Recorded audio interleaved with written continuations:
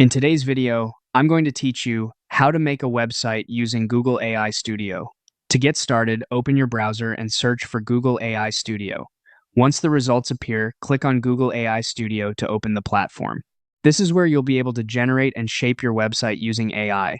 So if this is your first time here, just take a moment to get familiar with the layout. When the page loads, click on Start Building. That will bring you into the workspace where the actual website creation begins.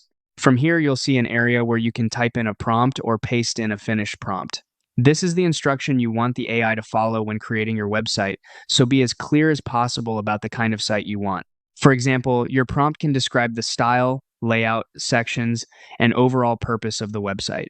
After entering your prompt, go to Settings. In this area, choose the latest model available.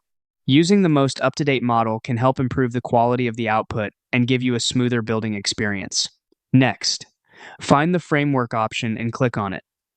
From the available choices, select Next.js.